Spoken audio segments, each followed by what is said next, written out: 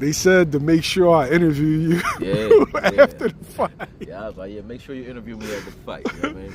People don't be thinking I know what I'm talking about for some reason, man. It's like, I don't know. But, and I'm not even bragging, but, I'm glad everything worked out the way it worked out. This is the one that y'all asked for in the comments. They were critical of your take. You turned out to be right. Both of them, not just one. Yeah.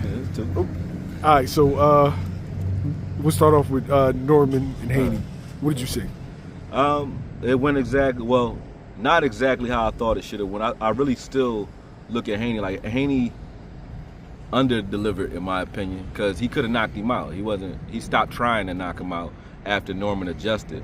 Norman adjusted to that check hook by throwing 2 1s. He started throwing 2-1 combinations instead of 2 3s, right? So instead of throwing a hook and hooking with Haney, he started throwing like a straight shot, like a shovel punch. And Haney was getting caught with it coming in, with that check hook or leaping hook.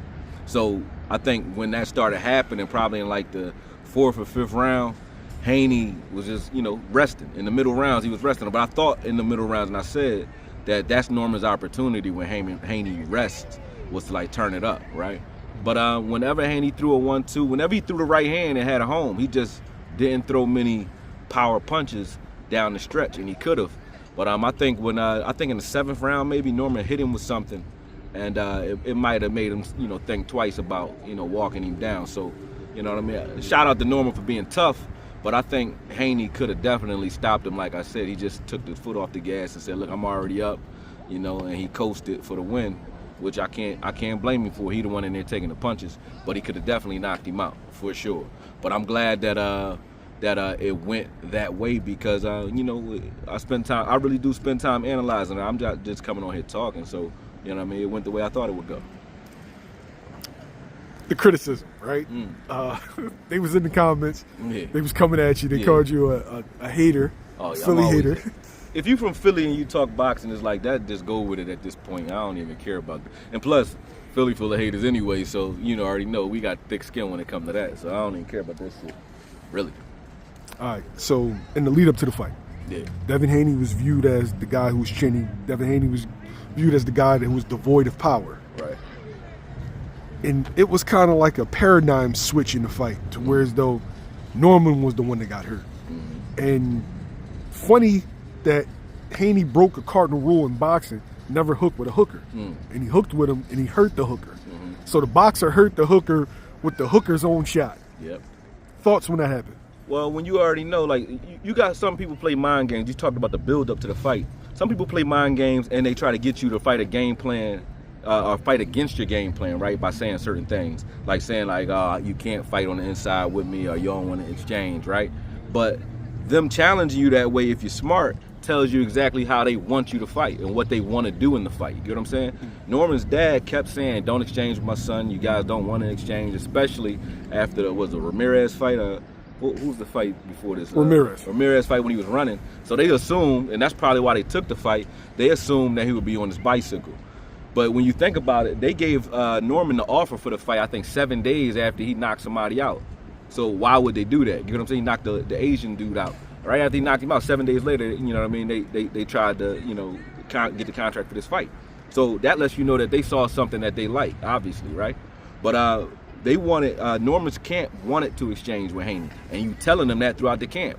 Don't exchange with my son. So obviously, if I come up with drills where I know exactly what game plan he coming with, I can either avoid it if it's something that I don't think I can subdue or deal with, or I can use it to my advantage because I know what's coming. You know what I mean? So they knew that Norman wanted to try to catch Haney in those exchanges. So that check hook was perfect because at the end of the day, he used what his own deficiencies against him. Norman's deficiency is the same as Haney's. They both pull their right hand down when they throw on their left. So as soon as he went to go throw that left hook with Haney caught him with a check hook, a beautiful one. That stunned him, and then he got him out of here with a right hand. He thought he was defending it, but he hit him on the right angle. It was a short right hand, hit him right on the temple, got him down. But I feel like they kind of tilted their hand with the over talk about not exchanging. And then you can even hear it in his dad's corner. He didn't adjust either. He kept telling his son the wrong thing, kept saying, he don't want to exchange with you, son.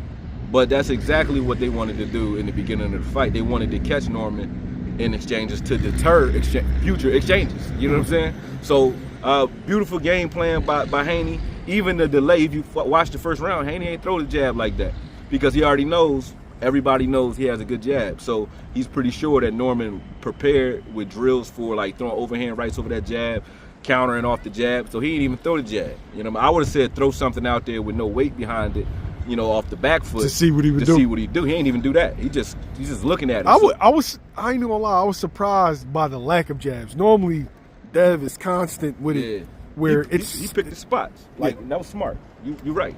But he picked the spots. But I kind of understood it when the game plan started to unfold later. It's like, okay, Norman's activity was based on the jab. You could tell that's what they planned for. They didn't get that. And then after that, it was the exchange. So the two things that they were looking for were, we're going to work off his jab and use that against Haney, and we're going to exchange with Haney. Once we get him hurt, we're trying to exchange with him. That was their game plan, and they took both away from him immediately. You know what I mean? So that jab at the end of the fight or throughout the rest of the fight, every time he hit him, head right on the line. Every time he threw a 1-2, head right on the line. He never moved his head, none of that. So Haney could have knocked him out if he just followed up some of those right hands with a left hook.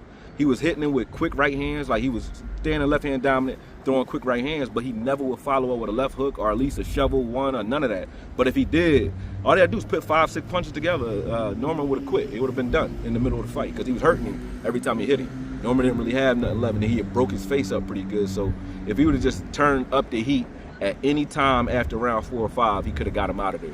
He just didn't do it. Did Team Norman underestimate Devin's power? I think everybody does this in boxing, and it drives me crazy. Like, look, if a boxer who throw punches for a living all day hits you clean and you don't move your head, you know what I mean, your human head only 8 to 16 pounds. That's all it weighs, or 12 pounds maybe. Anybody can knock the shit out of 12 pounds. My kid can do that. A 12-year-old can knock you out if they hit you right. So when people say that you can't punch, that goes with an asterisk. Some people are not willing to punch. Some people punch off their back foot, like Yardy in the Benavidez fight. You know what I'm saying? But that doesn't mean that if I hit you clean, I can't hurt you. And that assumption or that hubris, that get a lot of people out of here thinking that you can't get stung and you can't get hurt. Some boxers don't go for the knockout. They just let the knockout come to them. Haney's one of those guys. Floyd was one of those guys. But as they said in the past, right? Run up on him if you want to. You know what I mean? So I think for sure he underestimated his power. And, you know, he asked his son to exchange with a fresh Haney. And that's even more so. If you're going to exchange with somebody, wear them down first, because anybody can hurt you if they clean and they fresh. You know what I'm saying? Wait till the 5th, 6th round, work your body shots. They should have had a body attack, which really could have helped. But when you look at who was dominant on the inside, Haney was fucking Norman up on the inside. Every time they got inside, he was giving him the business. So his quick twitch reflexes on the inside he was working him. So even if infighting was your game, if that was your fallback plan, Haney took that away too. So it was no part of Norman's game where he was strong that would have worked for him. You know what I mean? He took every strength and turned it into a weakness in this fight. So hats go off to Team Haney and what they did. They did what they were supposed to do. But yeah, they definitely underestimated him though. So did a lot of people. I feel like everybody had an expectation for this fight, and it definitely went the opposite of what people thought it would go. Right. The general public. Brian Norman opened up as the favorite. Right. Do you feel like the promotion, the interviews kind of build Norman up to be something that he necessarily wasn't ready for yet? Yeah. Y'all never seen The Great White Hype? Never seen that movie? It's that all the way, man. You got to make it look good. For real, like for them to be coming off the Ryan Garcia fight, knowing they team know Devin's deficiencies, coming off the Ramirez fight too, to get excited and take that fight after 7 days of watching him knock somebody out. You know what I mean? They already knew, you know, like I said, and I think what's the dude, Mario Slater from Saved by the Bell or whatever. He actually mentioned it. He said that, or whoever it was, Mario Lopez. Yeah, Mario Lopez. He said something about Prograde in the fight. I was like, and I compared his style to Prograde, an explosive, flat-footed fighter. No, they got mad. They got mad at you for people got mad at him for comparison. Errol Spence and Prograde. When I say comparison, people think that I'm saying accolades. They start talking to me about titles and accomplishments. I'm talking about style of fighting, meaning the way you go about your business. I'm not saying that doesn't mean your propensity or how well you do it. It's just saying your style of doing it is similar, meaning Errol Spence is not a guy that's going to fight you on his toes. He's a guy that's coming forward like a Mexican, but he's more athletic than most Mexicans and has more pop. So, and he's a southpaw, so that's very formidable, and that's why he went so far. I'm not trying to come at Errol Spence by saying that comparison. I'm saying guys that don't fight on their toes and move a lot. Norman is one of those guys that's explosive and flat-footed, but also fights like a Mexican but happens to be black. That's what I mean when I say the comparison. It's not that they have the same skill set or same acumen. That's not, obviously that's not accurate.